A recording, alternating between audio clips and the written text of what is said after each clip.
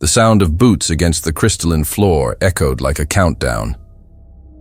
Noah Mir stood beneath the towering spires of the Assembly of Isari, the chamber so vast it swallowed sound, then threw it back colder. The dome above shimmered with stars, not a simulation, but a direct view into open space. Delegates of over 60 species sat in tiered arcs, their robes, armor, or exosuits reflecting status, culture, and superiority. Some had no mouths, but clicked in judgment. Others blinked sideways with reptilian disdain. A few stared straight through him, as if he wasn't even there.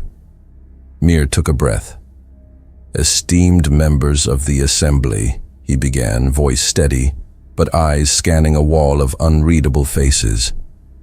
"The United Earth Coalition proposes the formation of a cooperative alliance, one that includes the marginalized systems excluded from the current political structure." A flicker of movement. The Brelthane ambassador, all chitin and mandibles, leaned to whisper into the earstalk of his neighbor. The Varun representative, a serpentine creature with a crown of iridescent fins, let out a soft, rhythmic hum. Not laughter, but close. Mir pressed on. "We offer technology, infrastructure, humanitarian aid, not as conquerors, not as traders, as partners. Many of you have seen the outer systems burn. You've seen your colonies ignored when crises struck. Earth has not. We've responded. We've bled resources to help. Now we ask to do so, openly, together." He paused, gauging reactions. The silence was thick. Jean-Kel stood. His voice boomed, not through amplification, but sheer physical power. 9 feet tall, plated in obsidian armor with veins of biolight pulsing at his joints, the Threxian warlord spoke in galactic common, with contempt curling each syllable. "Earth wishes to aid?" He smirked, rows of needle-like teeth bared. "This is not a proposal. It is infiltration, a backdoor power grab. You seek to wrap your flag in charity and plant it in our broken frontiers." Gasps. A few delegates nodded. Others turned away, discomfort clear but unspoken. Jean-Kel's words had weight, military, economic, cultural. "You dishonor the Assembly," he growled, walking down from his station, breach of protocol irrelevant now. "You pretend peace, but you offer defiance. Your place is not among the voices here, not yet, not ever." A rustle of motion. 2 armed guards in council blue stepped forward. Mir didn't resist as they took his arms. "Is this your response to diplomacy?" he asked, voice sharp. The reply came not in words, but in the laughter that rose like acid fog, bitter, slow, and spreading. It came from delegates who days ago had smiled at trade agreements and exchanged pleasantries over Terran wine. Now they laughed openly. "Escort him out," Jean-Kel said. Mir was marched past the great doors, shoulders squared, eyes forward. Behind him, laughter faded into silence, and the assembly returned to order. But something had shifted, not in favor of peace, but toward something darker. 6 hours later, on the outer edge of the Ihari Belt, 2 Earth Coalition cargo ships broke protocol.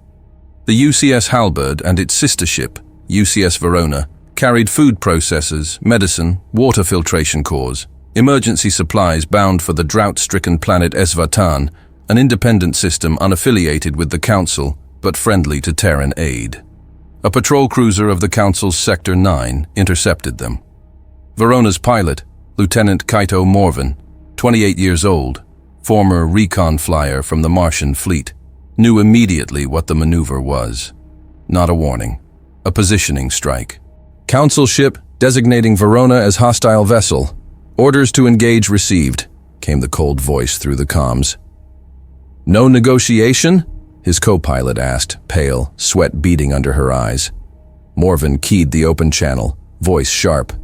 "This is UCS Verona. Cargo classification confirmed under Interstellar Aid Accord, 73A. You are in breach of—" The cruiser fired. Halberd exploded mid-sentence. Morvan gripped the console. "Full thrust! Evasive!" The second volley hit engine midsection.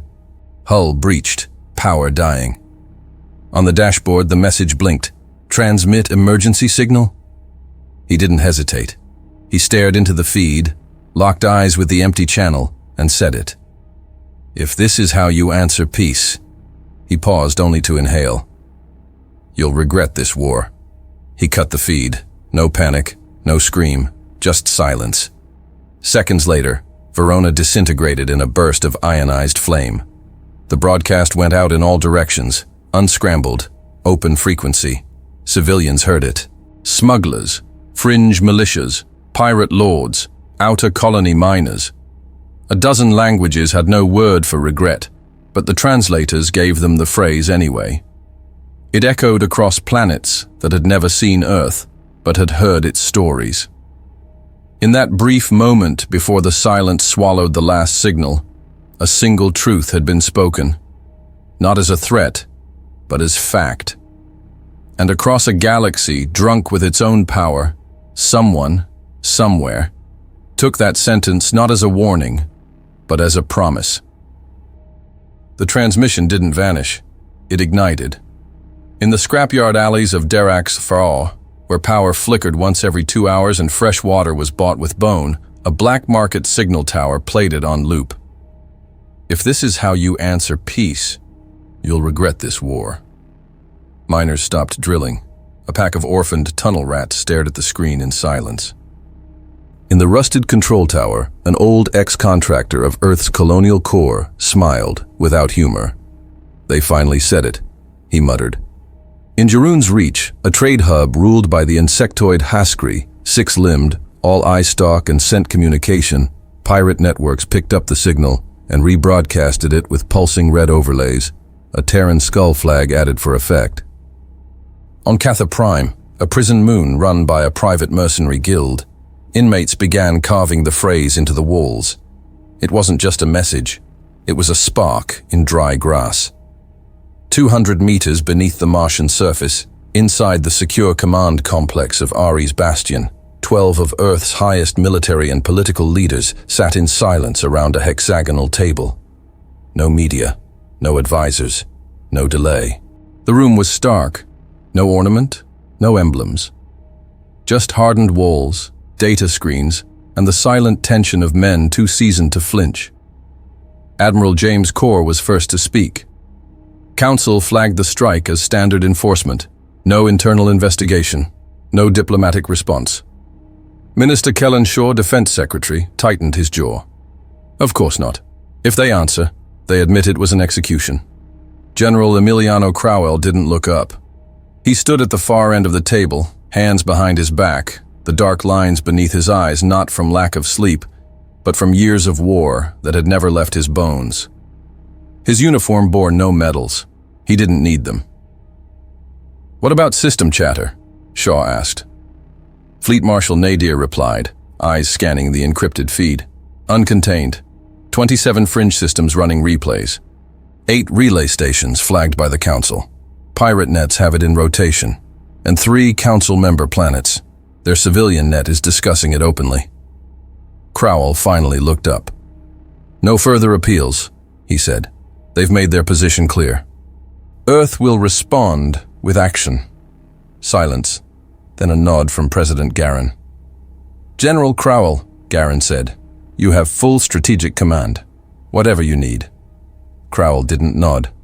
He simply turned to the console embedded in the wall and keyed a 3-phase code. Instantly, subroutines activated across hundreds of pre-positioned cells. No announcements, no public declarations, just green lights blinking into readiness, each one a fuse lit, waiting for fire. Across a dozen systems, coded orders appeared in hidden channels. In Rylan Hold, 3 instructors disguised as mining consultants entered a militia outpost. On Sonari Drift, a defunct agricultural vessel left port carrying more rifles than seeds.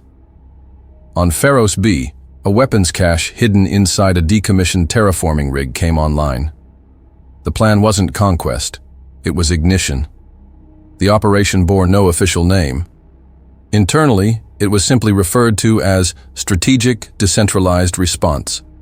The logic was clear. Empower the already discontent. Provide tools and minds, then step back. Let the fire burn on its own. Inside the bastion, in a sealed chamber, Crowell addressed Earth and its colonies. The message was brief. His face was lit by a single overhead light, his voice like gravel under steel. No retreat, no more offers. They crossed the line, now we cross it back. The feed cut before any commentary could begin. On Isariel II, a council-aligned desert world, insurgents received shipment containers marked as irrigation units. Inside, human advisors from the Terran Resistance Corps emerged. Captain Leo Stenmark and Sergeant Cal Oren, both veterans of asteroid siege campaigns, both with eyes that measured threat the way engineers measure pressure. They didn't take command. They taught. They translated Terran guerrilla doctrine into tactics native fighters could use. They burned local maps into their memories, rewired old farming drones into tripwire mines, and then moved on. In the darkness of Vaughn's cradle, a council cruiser discovered its refueling depot compromised. It never made orbit. Locals claimed gravity malfunction. Black box footage later revealed a railgun slug, improvised, but deadly. Each system, each spark, lit another. In Ares Bastion's situation room, the battle map grew thicker with encrypted pulses. No symbols for Earth, no signatures. But Council forces were retreating from places they once held without resistance.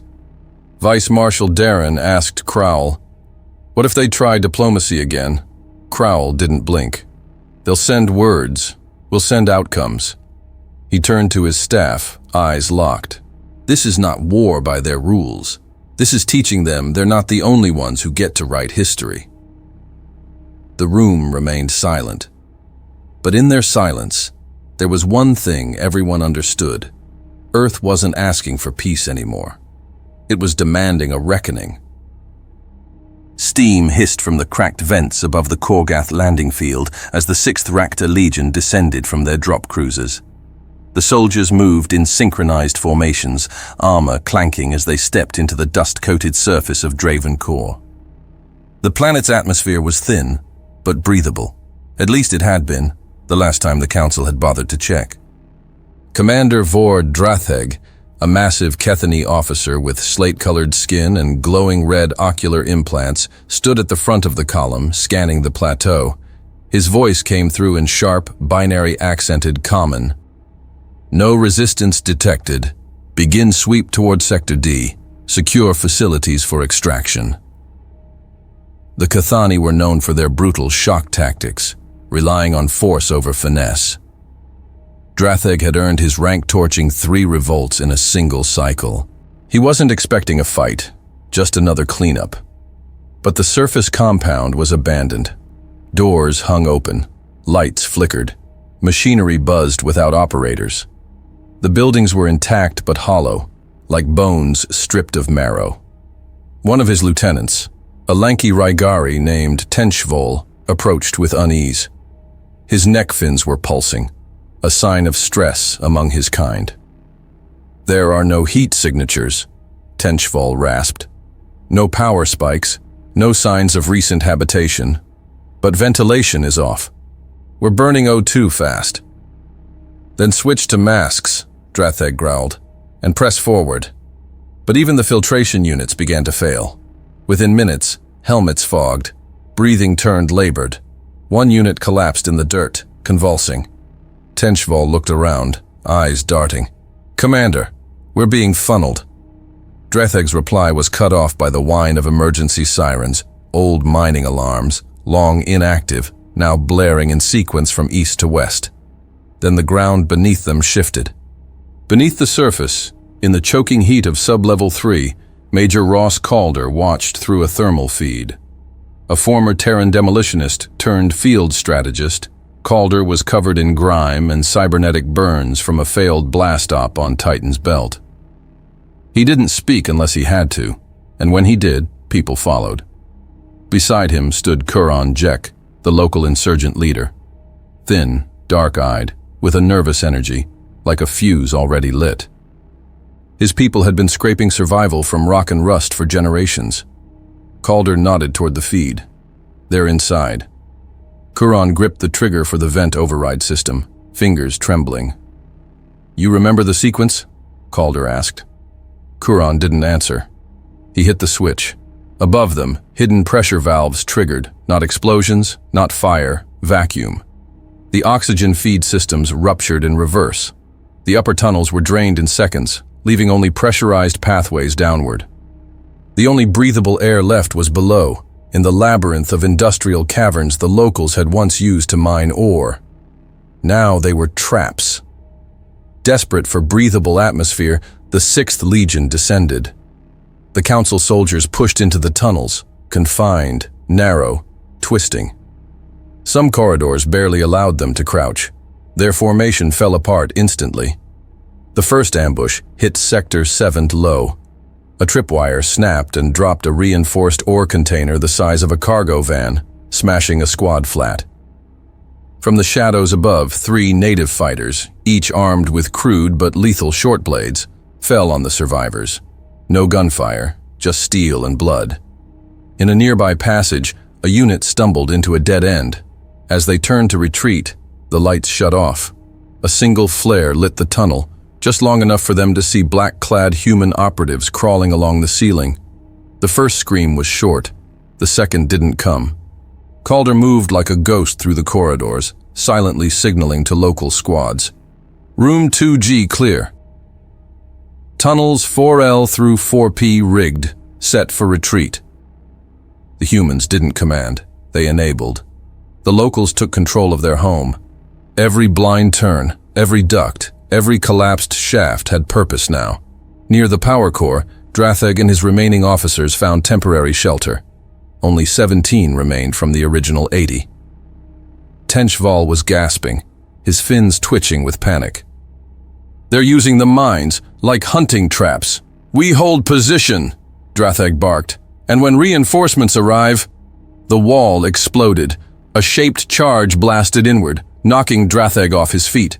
From the smoke, Kuron emerged, blood on his arm, blade in hand. He didn't say a word. The fight was savage. Close quarters. Screams echoed in steel. Teeth cracked against rock.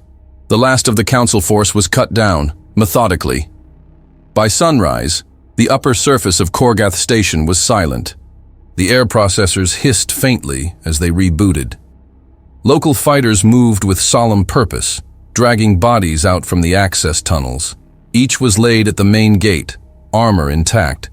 Dozens of them, aligned in rows, facing outward, like they were still guarding a world that no longer feared them. Above them, fastened to a rusted mining crane, fluttered a makeshift black flag, stitched by hand. Across the center, in bold white letters, "You'll regret this war." Ross Calder stood beside Kuron, overlooking the scene. "This is the part they'll remember," he said.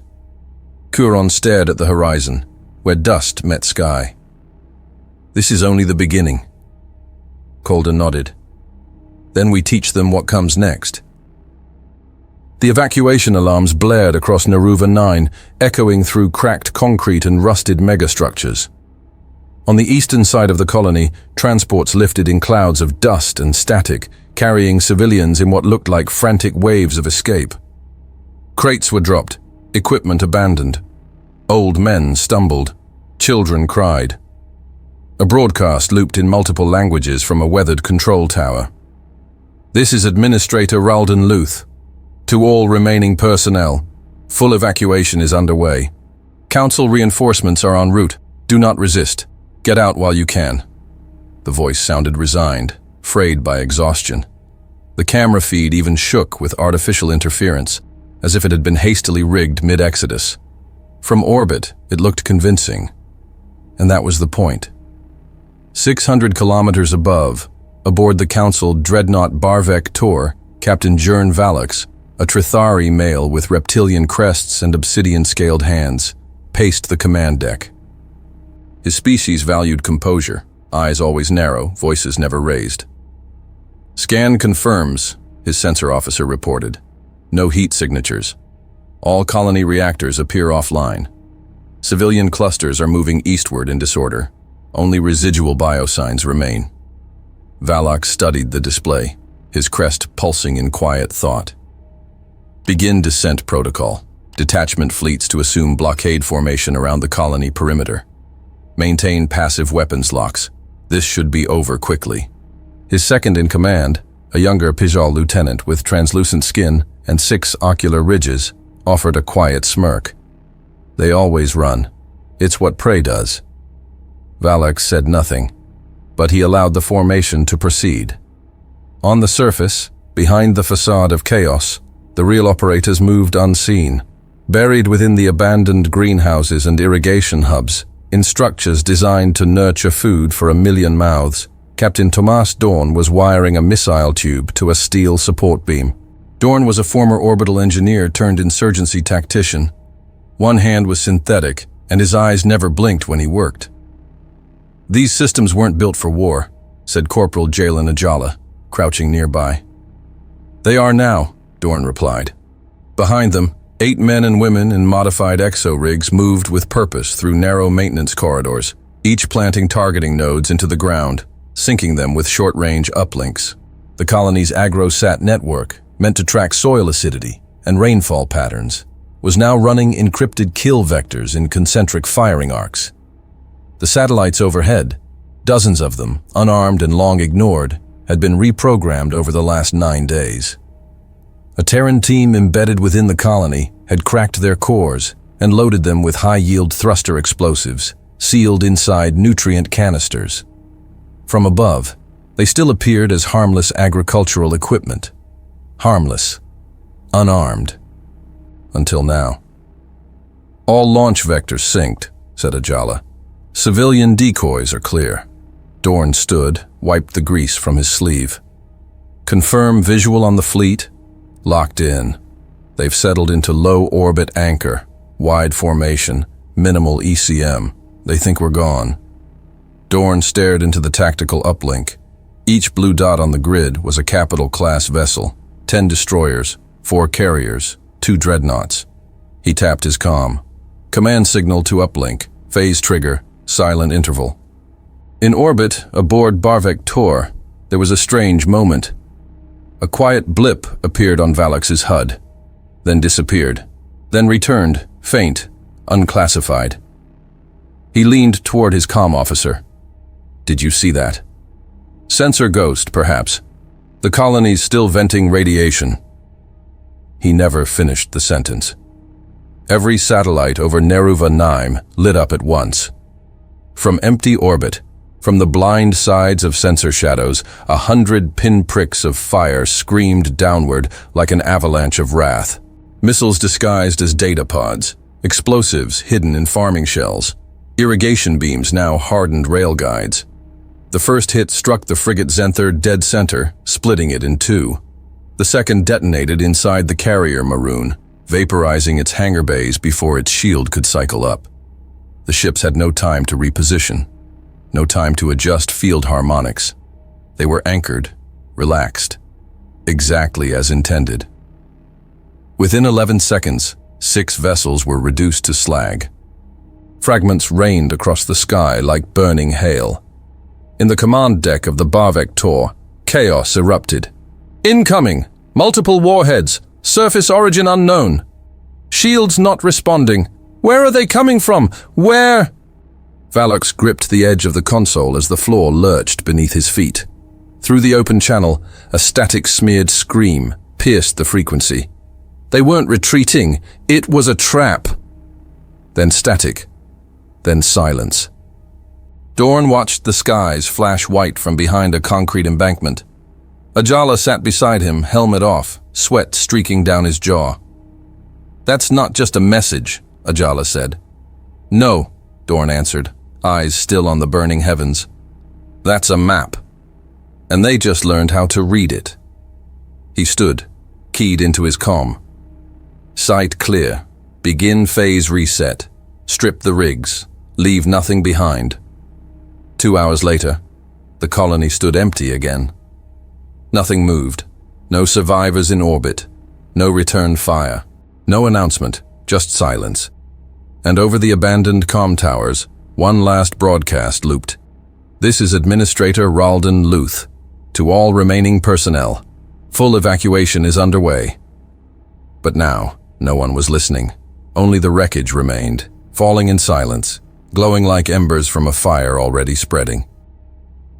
The crowd was silent as the council troops marched down Cariel Avenue, their boots hammering the concrete in perfect sync. The flags of the Unified Galactic Authority hung from every light post, rippling against the wind like a warning. Z4 Valis, once a trade capital, now served as a stage for domination. Lines of civilians had been forced from their homes, corralled between barricades to witness the spectacle. Occupation disguised as order. Surveillance drones hovered overhead, capturing everything. Dozens of Varun soldiers flanked the streets, tall and sinewy, with bone-plated armor and no visible eyes, their helmets adorned with the violet crest of the 7th Enforcement Fleet. At the front of the formation rode Commander Sorel Vec, a Hydrexan brute with skin like stone, his body laced with neural exoskeletons that amplified his reflexes. He raised one clawed hand, signaling the halt. "We give them symbols," he growled to his adjutant. "They see our power. They stay docile." His voice echoed through loudspeakers across the city center. "Z4 Valis is secure. All resistance has been extinguished. Your compliance ensures your survival." The message was for fear, not clarity. But 50 meters ahead, on the southern face of the old judicial tower, a soft hissing began. Then the wall detonated, not in shrapnel, in flame. A controlled burn scorched the Durasteel exterior, and fire raced across the surface in deliberate lines until a single phrase ignited in full. "You'll regret this war." The crowd gasped. Troops turned, drones swiveled, too late.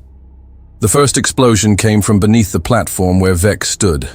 A maintenance hatch blew open in a geyser of dust and heat. From the sewers below, Terran strike teams surged up in formation. Black armor, matte visors, silent rifles raised. From alleyways, rooftops, and underground vents, the humans emerged. Fast, focused, lethal. Major Dorian Gao led the charge from under the Civic Banks Foundation. A former urban pacification officer from the Chicago defense grid, he had memorized every meter of Z4's lower infrastructure. His team came up through storm drains and ductwork with surgical precision. "Target grid Alpha engaged," Gao snapped into his comm. "Synchronized perimeter breach. Clean sweep." Across the city, timed detonations burst from electrical substations and relay nodes. Communications blacked out. Automated traffic lines reversed, crashing armored transports into barriers. Every security drone flipped from council control to Black Flag override. The bots, sanitation units, cargo haulers, maintenance walkers, turned into weapons. One drone, meant for sewer inspections, rammed its way through a barracks door and detonated a core overload, taking 20 soldiers with it. On the city's eastern ring, Captain Rafe Drummond led a pincer assault between the museum ruins and the cargo rail yard. His team used mirrored panels to reflect motion signatures, walking past thermal sensors unnoticed before unleashing rapid, close-quarters fire. Council forces, caught between shock and confusion, broke formation in seconds. The humans didn't just fight, they erased positions. Each squad moved with unrelenting rhythm, linking fire arcs across rooftops and through alley choke points. When a squad leader fell, his second already had new orders. Every kill zone was drawn on memory and mapped in advance. They weren't just reclaiming the city, they were performing a maneuver. From the upper levels of the broadcasting tower, an encrypted feed pulsed to life. General Emiliano Crowell's face filled the screens across the city. No anthem, no build-up, just his voice, calm and final. No flags of theirs in this city, only ours.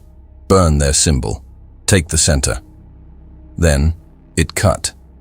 At the heart of Z4, the Council's grand symbol, a metallic crest bolted into the Colonial Palace Plaza, stood unguarded for the first time in 3 years. That's where Lieutenant Bram Kester, a demolition specialist from Earth's Helion Corps, stepped into view, carrying a thermal torch. His face was covered in soot, his knuckles torn. He lit the tool without ceremony. The crest melted. By the time the flame died, the emblem was a black smear. And above it, stretching from the palace balcony, The human resistance hoisted the black banner. Wind caught it mid-rise.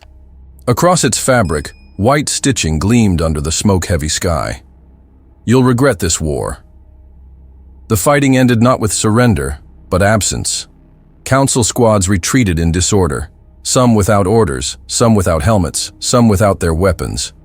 Z4's command net never re-established. The city center became a dead zone of command for Council ops. No rescue teams came. No reinforcements landed. Just silence, broken by sporadic gunfire, then nothing. Inside a commandeered control room, Gao stood with his squad. Bodies were still being cleared from the stairwells. Bots carried away debris. He looked out the shattered window at the square below, at the flag still waving. A junior officer approached. "Orders, sir. Hold the center," Gao said. "Then burn the rest." Smoke still hung over the skyline of Z4 Vallis when the first transmission reached the outer rings of the Zarin cluster. It was grainy, unfiltered, shot from a helmet cam drenched in dust and static. But the footage was unmistakable. Council troops falling in the streets, bots turning on their handlers, a banner burning across the plaza. And that phrase, seared in fire across the city's last standing wall. "You'll regret this war." The video looped 3 times before being ripped from the Council's data net. Too late. A day later, it was playing in the alleys of Carthil-on-Reeve, on the underground broadcast towers of Yanari Belt, on the comm walls of refugee camps in Lorax Reach. Someone, maybe multiple someones, had built a new network. Not official, not centralized, just nodes echoing each other, like sparks jumping from dry wood to dry wood. The Council tried to shut them down, but the signal never came from the same place twice. On Mevrin 9, a planet once known for producing engine coolant and nothing else, hundreds gathered in the open square. The planet had long been considered too poor, too broken to matter.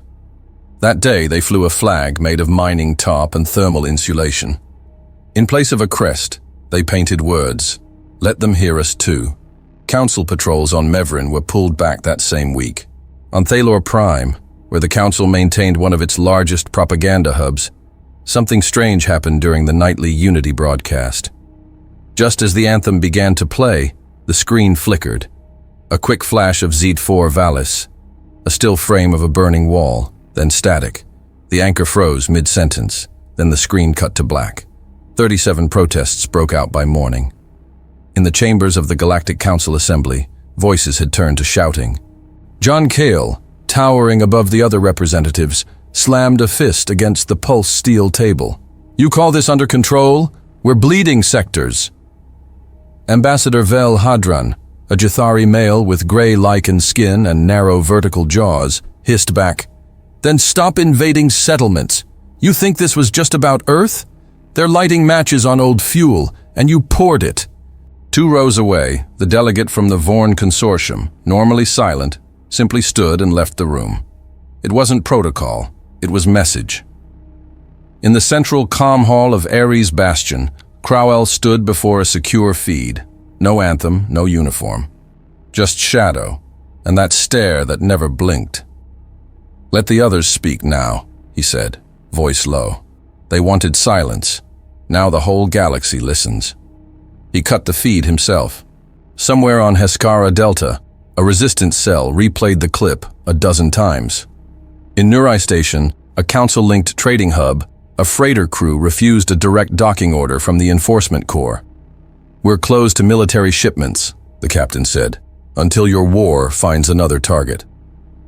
The station went dark for 2 hours. When it came back online, the captain was still in command. At the edge of the Kestil Fringe, a Council scout ship docked at Yulon's Rest, a barely charted way station known for junk trade and fuel theft. When they arrived, someone had carved a message into the docking scaffold. Rusted metal, handwritten.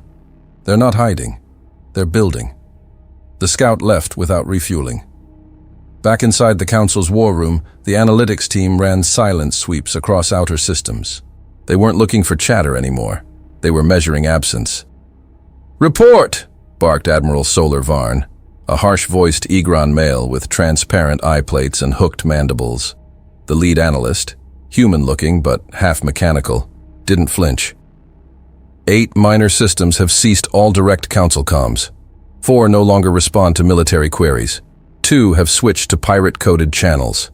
And Earth? Still quiet. Nothing official since Valis. Varn turned to the wall display.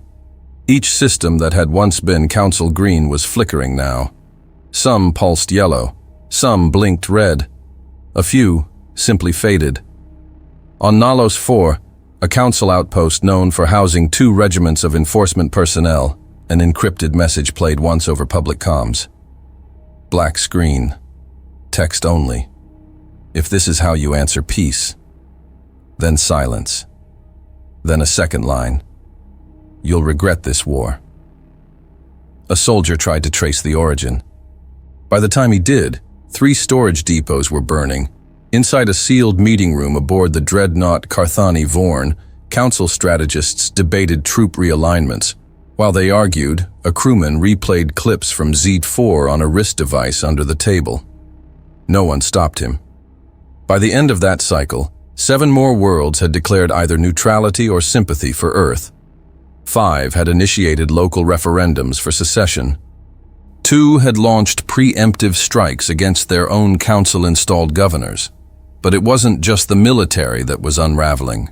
It was the illusion, the belief that the council's voice was the only one that mattered. Now the galaxy heard something else, and this time it was choosing to listen. Jan Kale stood at the center of the assembly once more, but this time there were fewer voices in the chamber. The central rotunda of the Galactic Council Spire, a monument of white alloy and living crystal perched in orbit over Vorith Prime, now echoed with an unfamiliar silence.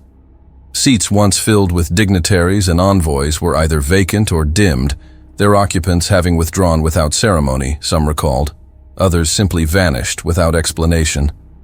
The Threxian general's armored feet rang against the stone-etched floor as he approached the central podium. His obsidian-plated form, massive even by galactic standards, now carried the weight not of command, but calculation.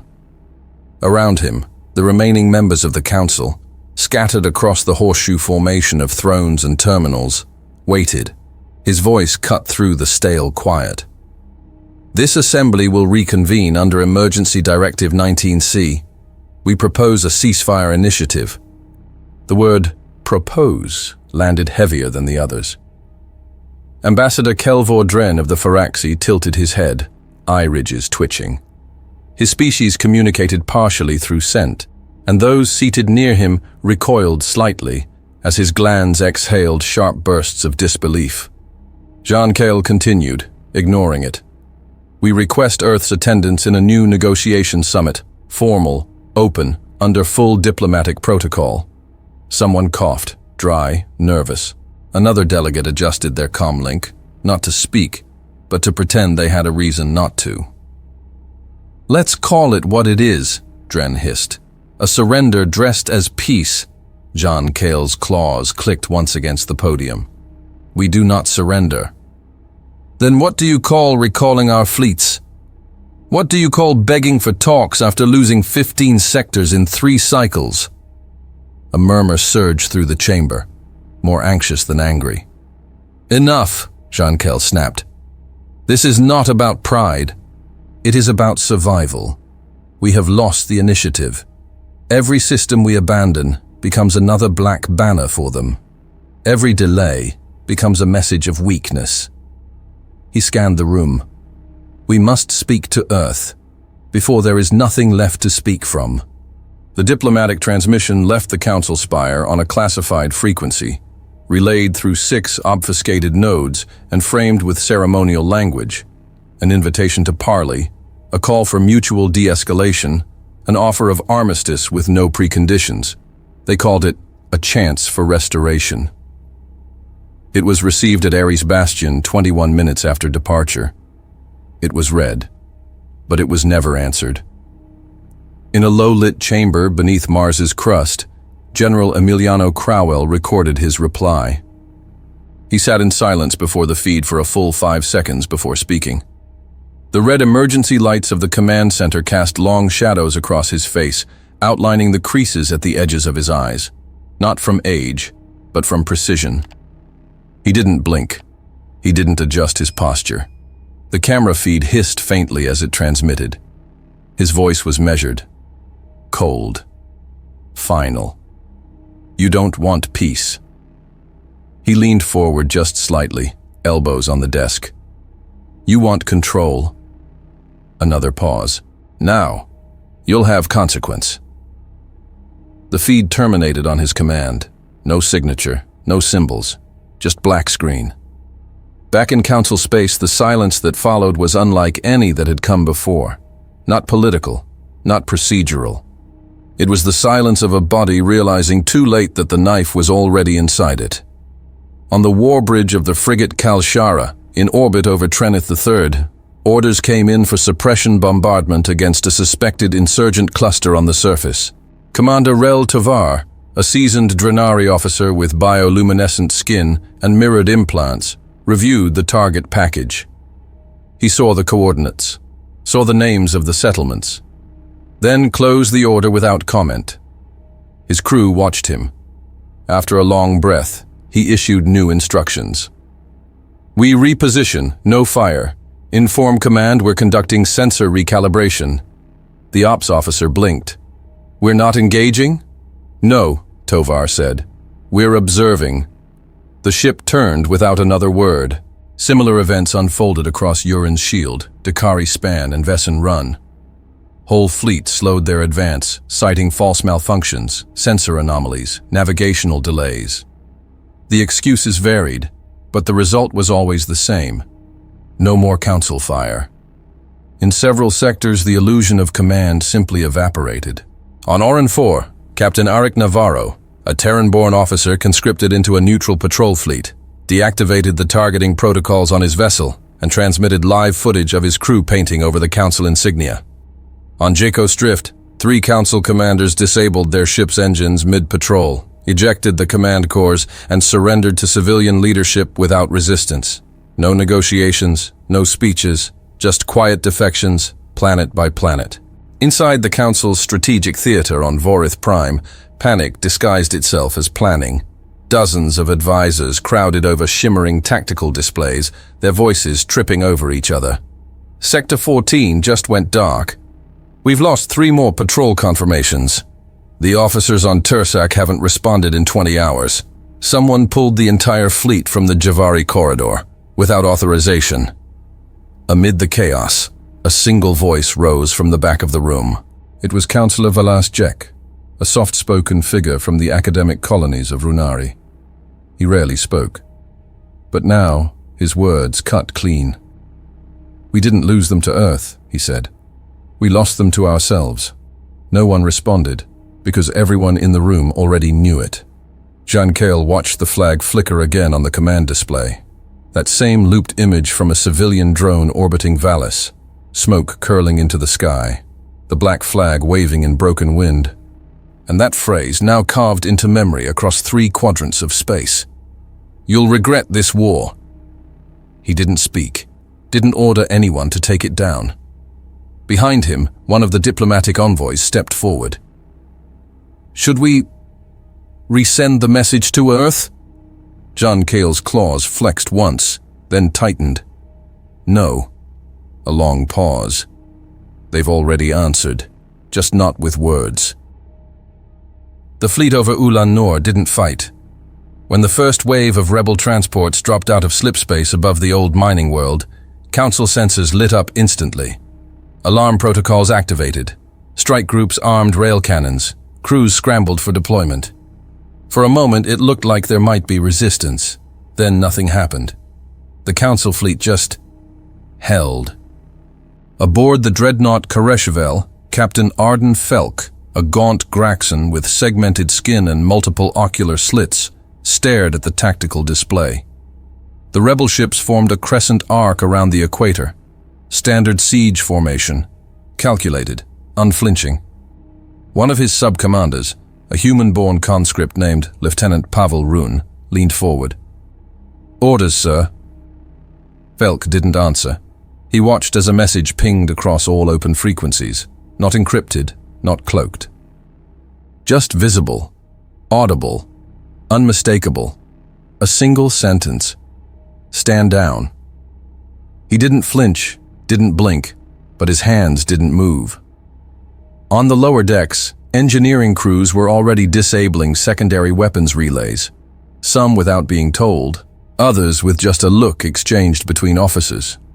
Across the bridge, comms chatter went quiet. The crew waited. Felk stepped back from the console. "Disengage forward batteries," he said flatly. "Power down core, signal retreat." No one questioned it. Ulan Nur fell before a single shot was fired. Down on the surface, in the rusted veins of what used to be Sector 9 extractor fields, the resistance advanced without ceremony. Colonel Dael Varn, a Terran ground commander with half his face scarred from orbital shrapnel, led the first wave through the collapsed loading docks. There were no defenders, only empty platforms, open silos, and a handful of abandoned mechs powered down mid-shift. Varn moved through the wreckage in silence. Behind him, dozens of human-trained insurgents, some born on Ulan Nur, others ferried in from Allied cells, began resetting the planetary grid. No celebration, no cheers, just hands on switches, boots in dust. Work resumed where war had once stood. Within hours, the planetary AI was reprogrammed. Mining drones, once programmed to ship raw ore to the Council's central foundries, were redirected to civilian reconstruction projects. In the city's former governance dome, black flags were raised above 3 spires simultaneously. They weren't made of military canvas or council silk. They were stitched together from tarp, utility fabric, even armor scraps. But everyone bore the same phrase: "You'll regret this war." News of Ulan Nur reached Karthus Edge in less than a cycle. The planet Galen's Reach, long considered a lifeless rock barely worth garrisoning, erupted in flames. Not from bombardment, from uprising. Local militiamen, once pressed into service as auxiliary troops, turned on their commanding officers before dawn. Gun emplacements were dismantled and reassembled into barricades. A single message scrawled in oil across the council-run comms tower: "You were warned." By midday, the Council's presence on Galen's Reach had evaporated. A rebel signal was sent on the same frequency once used for Council military alerts. Another one down. We're still here. On the far side of the Dalek quadrant, resistance forces intercepted and decrypted a series of Council emergency broadcasts, most of them coming not from admirals, but from colony governors begging for reinforcement. None came.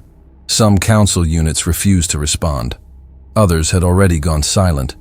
A few were actively aiding insurgent logistics, providing navigation data, atmospheric charts, and cargo manifests from within. Then came the transmission.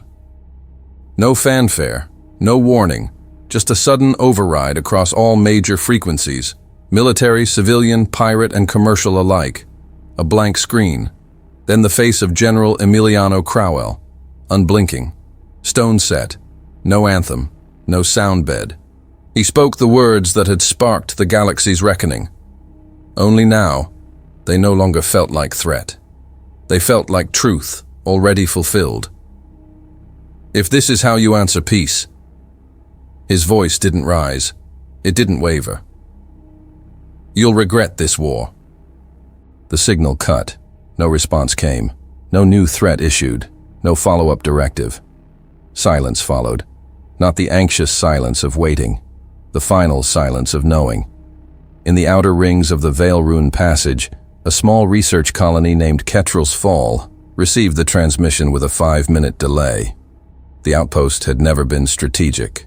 No armies, no ships. Just scientists, farmers, and a handful of mechanics. But they raised the black banner anyway. No soldiers arrived to stop them. No orders came to disband them. So they kept it flying. At the edge of Thalos Reach, another colony followed, then another, and another. Each with different names, banners, languages. But all said the same thing. Not in words, but in silence, in the space left by the Council's absence. It's over. You just don't know it yet. In the last active war room aboard the Council fleet carrier Sarvenat, 3 high command strategists stared at the collapsing tactical display. Systems blinked out, not in flames, but in black. Controlled, seized, integrated, not destroyed, converted. None of them spoke, until one finally asked, "How many are left?" The answer came too slow. Not enough to stop it. Somewhere deep inside Ares' bastion, Crowell stood alone in a sealed chamber, watching the feed as it swept across a galaxy now far beyond the Council's control. He said nothing more. He didn't have to. The war was no longer about dominance or diplomacy. It had become what humanity always made of survival, a reckoning with memory, a line that once crossed could never be uncrossed. Earth had spoken, and now the galaxy remembered. In the dusk-orange sky of Varnis IV, a child climbed the side of a half-destroyed relay tower. His hands were scraped, his knees cut, but he didn't stop. He reached the top, unfurled a black flag, let the wind take it, and below him, without a word, a crowd gathered. No orders, no celebration, just presence, witnessing the verdict. The cycle wasn't starting. It never stopped. Hey, you're still here. That's awesome. Hope you had a great time with the story. Remember to hit the like and subscribe buttons. It really makes a huge difference to the channel. And hey, I've got something else for you. I've chosen another story that I think you'll really enjoy. Just click the card right here, or hit this one to jump into the full playlist. See you in the next one.